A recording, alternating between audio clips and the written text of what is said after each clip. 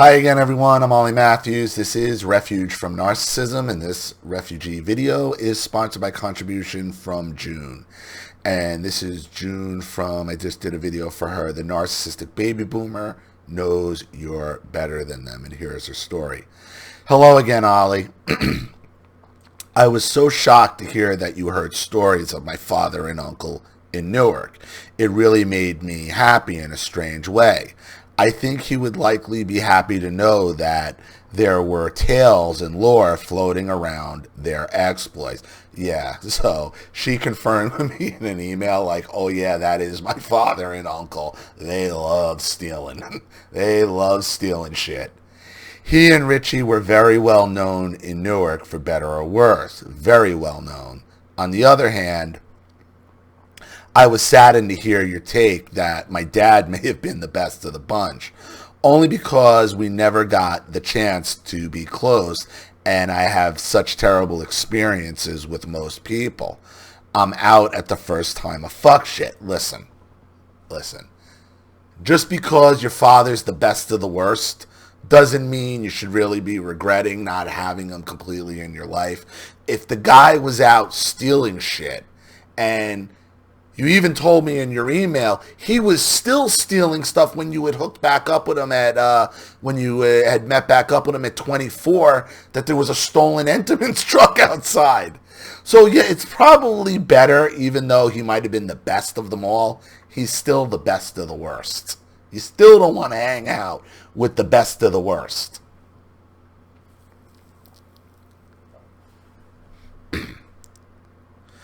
I don't have anyone to speak of in my life anymore. I wanted to address some of the commentary in my last video concerning being biracial and filling in some spaces with my dad.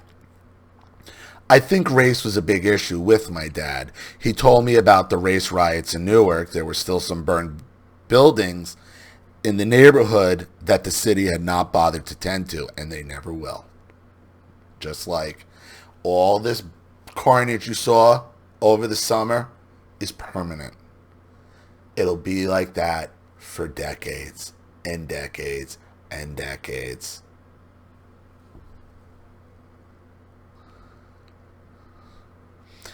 A dismal reminder of those days, and made Newark ugly and hard. It was truly a sad sight, even sadder knowing that people in the office knew about this stuff and chose to forget about the burnt buildings for decades, and those that had to live in the vicinity, because they did it on purpose. They wanted the riots. That way they could have they can turn black people into a permanent underclass. That's the purpose of it. And all they're doing with these past riots is trying to turn more people into a permanent underclass. You also mentioned that I seem not to have any problems stemming from the fact that I'm biracial, which literally couldn't be further from the truth. Okay, that's not surprising at all. Biracial children have a ton of problems because they don't fit in anywhere. You're not really white. You're not really black. It's brutal. When I first went to stay with my dad, I was working in Soho at Steve Madden. I was a key holder and would close a few nights, so I would get out around 9:30 and have to take the path back to New Jersey and then a bus to my dad's house. One night was later than usual, and I missed the bus. I missed the last bus to the house. I called my sister Monique, six of 7 kids and 10 years older than me, and asked if she could come pick me up. She said yes, but it might be a minute. It was chilly and late. I was supposed to wait for her at the bus stop. There were so many sketchy people around, and more seemed to show up every minute, as will happen at a New Jersey bus stop in Newark. A lot of bus stops in a lot of places, but hey. There were people smoking crack right out in the open, others talking to themselves or some invisible friend, people smoking weed and drinking, broken glass everywhere. It was filthy and I didn't feel safe. There was this guy that was staring at me for a while and was making me really uncomfortable. He came over and said hello. He asked where I was from, and I told him I had just moved to Newark. He said he thought he had seen me around and lived close to me. Yeah, it's unbelievable. I mean, these guys will try to pick up women anywhere, everywhere. I was like, how does this dude know where I live exactly? He said I was very pretty. Maybe we should go somewhere. I said no, that I was waiting for my sister to pick me up.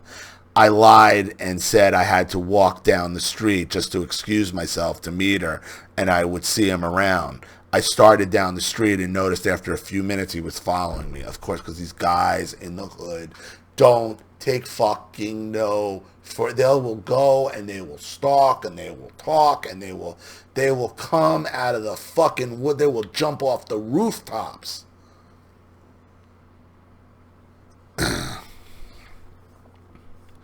I had been waiting for about 30 minutes at that point. I started walking faster, and he was most definitely following me. I took out my little Nokia and called my sister again. She picked up saying she was there at the bus stop, and where was I? I whipped around and booked it right past the dude, right towards the dude, past him to the bus stop. I saw my sister's white Infiniti and jumped in.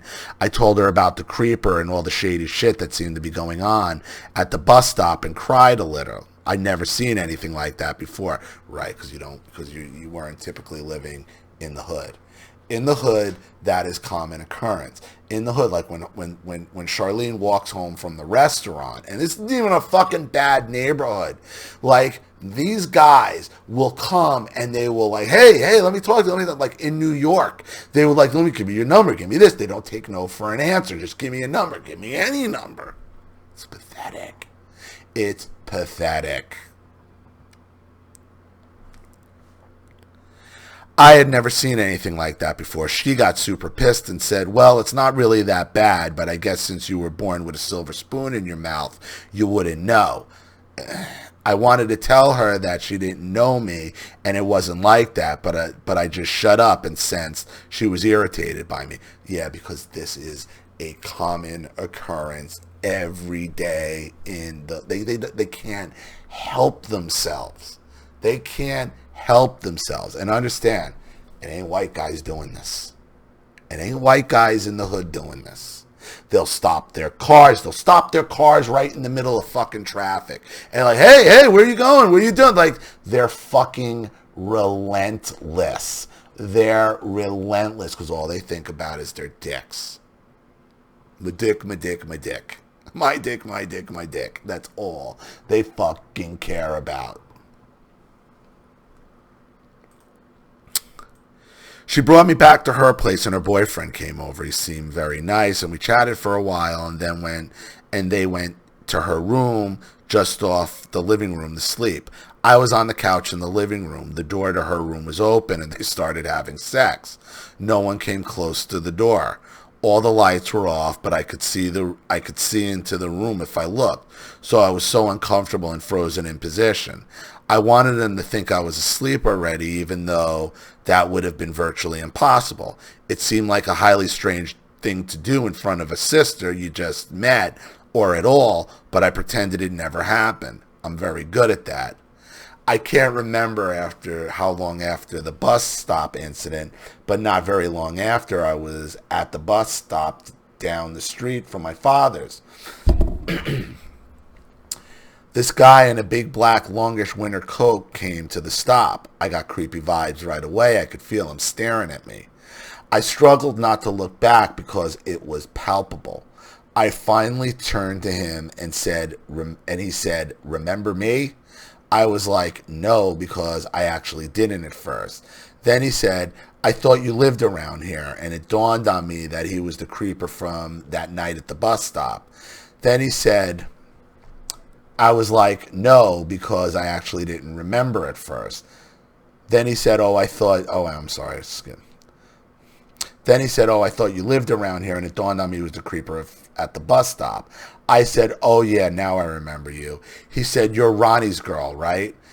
I legit stared at him because my body was filling with adrenaline, and he took a step or two closer, and I shit you not, whispered, I'm going to rape you one day.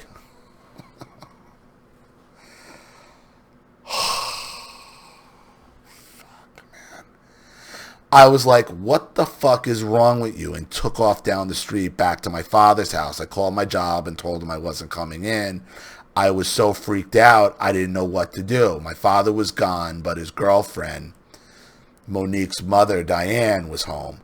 Now, if you take a second to glue that all together, I am my dad's 7th kid. Monique is the 6th, and she is 10 years older than me, which means my father cheated on Diane with my mother and had me then went back to Diane. Anyway, Diane was a woman of few words and not seem overjoyed I was staying with them, but it was what my dad wanted, and Diane did whatever my dad wanted. That didn't mean she had to like it. I could see that she could see that I was upset, but didn't seem to care about that. She wanted to know why I was back and wasn't I going to work. I told her I wasn't going to work today because I wasn't going back to that bus stop. She then asked, what's wrong with this bus stop? Obviously, Monique had told her about coming to get me and implying that I was some silver spoon licking bus stop connoisseur. I told her about the guy and what happened, and she stiffened and said, Ronnie will be back soon. And that's all she said. I was thinking, what the hell? Because if you told her, obviously, I bet this guy has some kind of old school beef with your father. And this is kind of how they will settle beefs like this. Maybe Diane knew what it was about. Well, let's find out. When my dad came back, she said, Ronnie, Jane has a problem she needs to tell you about, and she left the room. My dad was like, okay, what's going on? So I told him about both my encounters with this psycho. He didn't interrupt me at all, not once. This sounds like he's listening like a gangster. When I finished, he said, okay, I gotta go. Uh-oh.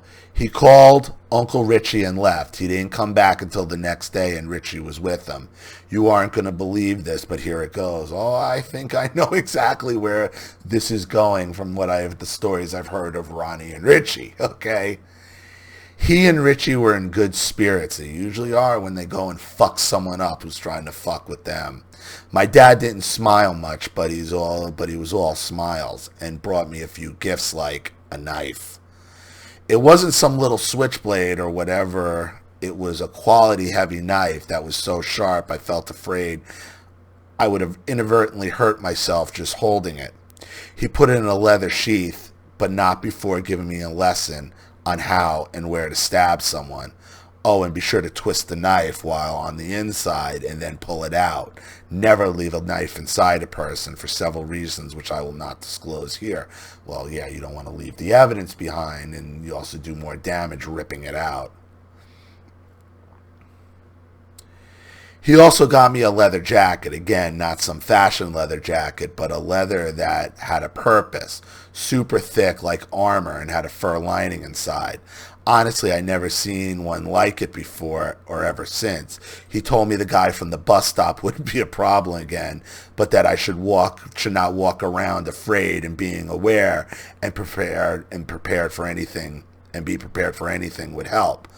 Because your father has enemies.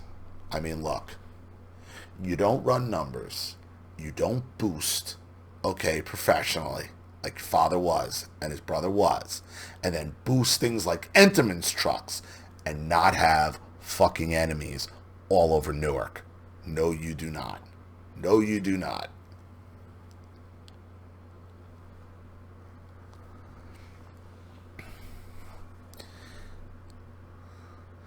I always wondered what he and Richie said or did or had someone else do, and how did they know it was the right guy? Oh, they know. They know. Father's been living there decades. He's been running whatever he's been running there for decades. He knows who his enemies are. He knows who's stupid enough to fucking say something like that to his daughter. Understand something about your father, too. Understand something about your father and even your uncle to a certain extent. Like, your father understood what he was doing was business. There were business moves he made, and there's personal moves he made. Understand, whenever Ronnie and Richie got busted at Bamberger's, at Macy's, whenever the fight or whatever what happened, it was over. Once he was like, okay, you did what you did, I did what I did, we go back to the office, and everybody jokes around. Hey, Ron, how's the numbers, how's this, how's that? That's what went down. Because that's not fucking personal. Okay? That's business. Okay? They understand. Even the professionals I dealt with, professional boosters, even the ones that would put up a fight at the door. Once the fight was over, like, all right, we're good, all right, you laugh. They know they're going to jail, they're getting arrested, or what's going to happen, they slap on the wrist, they're out. Especially when your father was doing it. I mean, it was fucking slaps on the wrist at that point. What happened with the guy on the bus stop was a guy seeking revenge. That's personal. That's personal. Okay? Your father's not fucking around there. And I'm not justifying anything he's doing. I'm telling you what it is.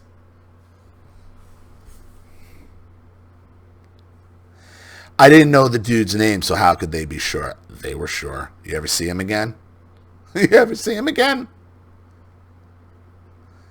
They seemed more than confident that the person was no longer a threat, and he wasn't, because I would never see that dude again. Oh, there you go. There you go.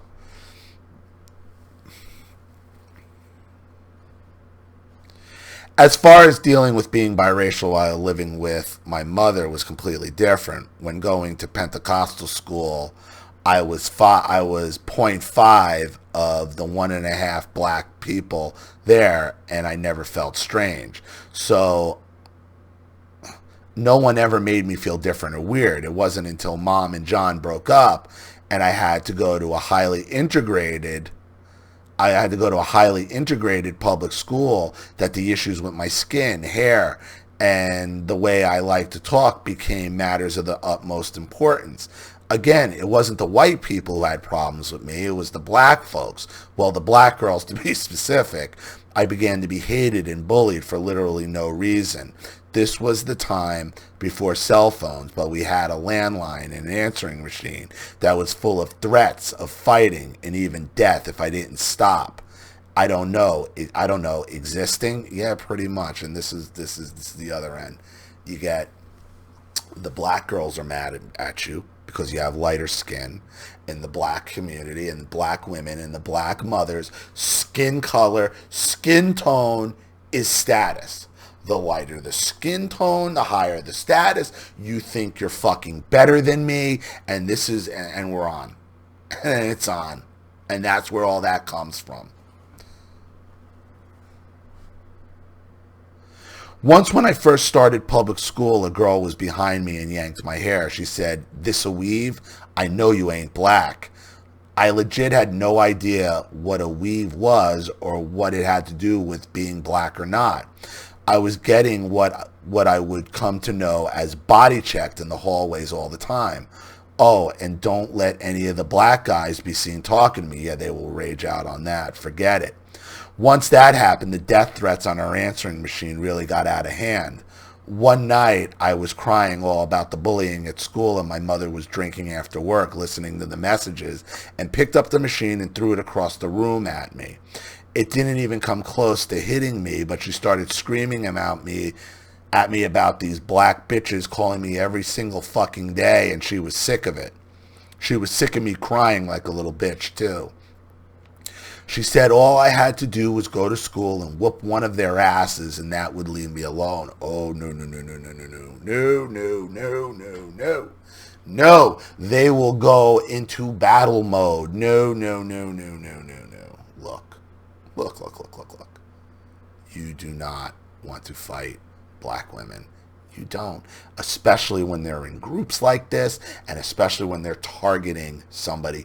They will go into super rage.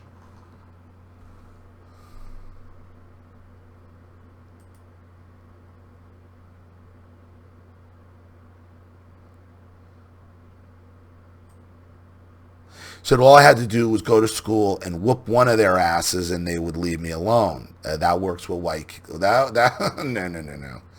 She said if I didn't do it, she was going to whoop my ass. Little did I know the opportunity would present itself the very next day at school.